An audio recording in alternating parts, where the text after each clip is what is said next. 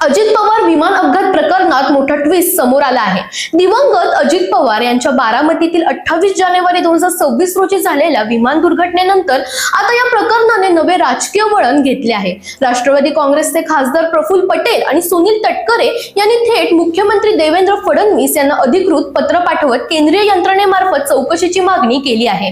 या पत्रात विमान अपघाताबाबत गंभीर अनियमितता आणि संशयास्पद परिस्थिती असल्याचा उल्लेख करण्यात आला आहे। हवाई वाहतूक नियंत्रणाशी झालेल्या संवादात आणि धावपट्टी परवान्यांच्या क्रमवारीत विसंगती आढळल्याचा दावा करण्यात आला असून तसेच विमानातील अत्यावश्यक सुरक्षा इशारा प्रणालीची कार्यक्षमता आणि विश्वसनीयता याबाबतही प्रश्न उपस्थित करण्यात आले आहेत।